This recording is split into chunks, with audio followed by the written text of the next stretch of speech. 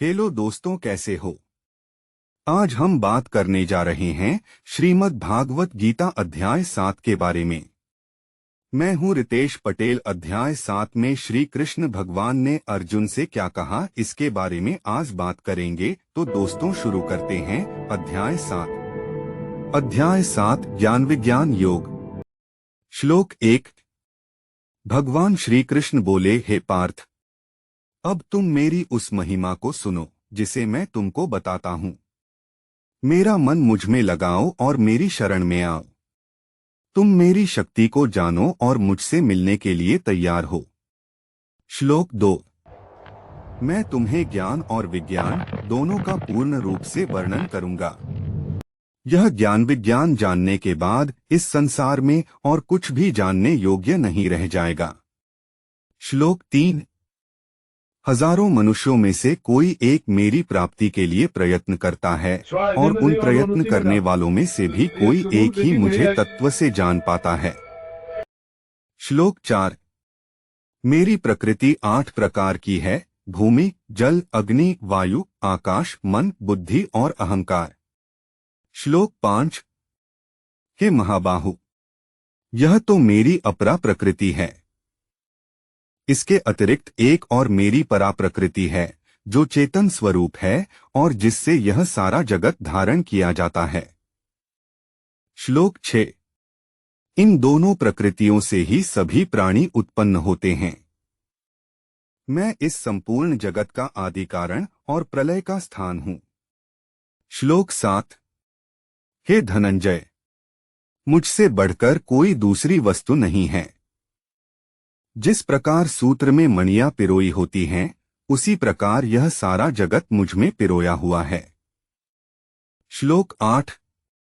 हे कुंती पुत्र, मैं जल में रस हूं, चंद्रमा और सूर्य में प्रकाश हूं, वेदों में प्रणव हूं, आकाश में शब्द और मनुष्य में पौरुष हूं। श्लोक 9। मैं पृथ्वी में पवित्र गंध हूं, अग्नि में तेज हूं, सब प्राणियों का जीवन और तपस्वियों का तप हूं। श्लोक 10। हे पार्थ, तुम मुझे सब प्राणियों का सनातन बीज जानो।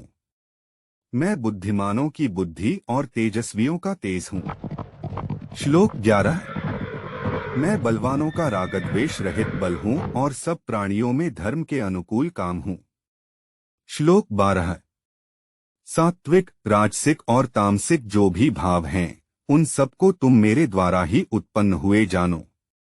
मैं उनमें नहीं हूं, बल्कि वे सब मुझ में हैं। श्लोक 13।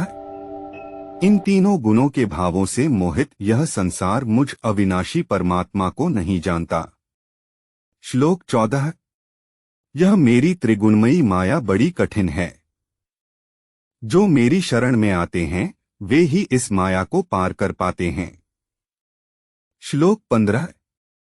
मूढ़, पापी, नीच और जिनकी बुद्धि माया द्वारा हर ली गई है, ऐसे मनुष्य मेरी शरण में नहीं आते। श्लोक 16। हे अर्जुन, 4 प्रकार के भक्त मेरी उपासना करते हैं: आर्त, दुहक से पीड़ित, जिज्ञासु, ज्ञान की इच्छा रखने वाले, अर्थार्थी, धन की इच्छा रखने वाले और ज्ञानी। श्लोक 17।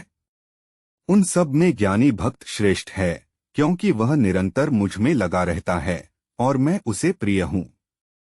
श्लोक 18।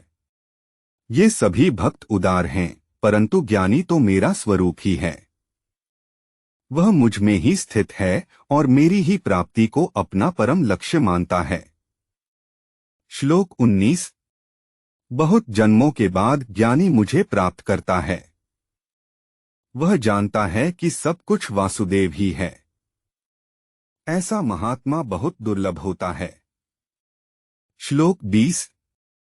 जिनकी बुद्धि कामनाओं के कारण हर ली गई है, वे अपने स्वभाव के अनुसार अन्य देवताओं की शरण लेते हैं और उनकी उपासना करते हैं। श्लोक 21। जो भक्त जिस भी देवता के स्वरूप की श्रद्धापूर्वक पूजा करना चाहता है, मैं उसकी श्रद्धा को उसी में स्थिर करता हूं। श्लोक 22। वह उसी श्रद्धा से युक्त होकर उस देवता की उपासना करता है और मेरी ही दी हुई सिद्धियों को प्राप्त करता है। श्लोक 23। परंतु उन अल्पबुद्धि वालों का वह फल नाशवान होता है। देवताओं को पूजने वाले देवताओं को प्राप्त होते हैं और मेरे भक्त मुझे प्राप्त होते हैं। श्लोक 24। बुद्धिहीन लोग मुझे अव्यक्त समझते हैं। वे मेरे परम श्रेष्ठ और अविनाशी स्वरूप को नहीं जानते। श्लोक 25। मैं अपनी योगमाया के प्रभाव से सबके सामने प्रकट नहीं होता, इसलिए यह मूर्ख संसार मुझे अजन्मा और अविनाशी नहीं जान पाता। श्लोक 26। हे अर्जुन, मैं भूतकाल, वर्तमान और भविष्य के सब प्राणियों को जानता हूं, परंतु मुझे कोई नहीं जानता। श्लोक 27। हे भरतवंशज, संसार में द्वंद्वों से मोहित सभी प्राणी जन्म से ही मोह को प्राप्त होते हैं। श्लोक 28। जिन पुण्यवान मनुष्यों के पाप नष्ट हो गए हैं, वे द्वंद्वों से मुक्त होकर मेरी भक्ति में दृढ़ता से लगे रहते हैं। श्लोक 29। जो मुझे बुढ़ापे और मृत्यु से बचने के लिए जानते हैं, वे संपूर्ण अध्यात्म और संपूर्ण कर्म को जानते हैं। श्लोक 30।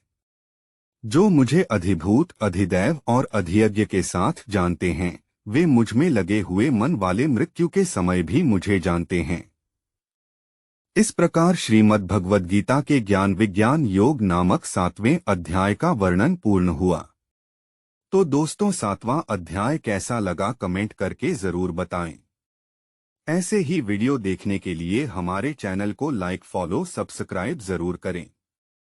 तो दोस्तों, मिलते हैं अगले वीडियो में 8वें अध्याय के साथ। जय श्री कृष्णा।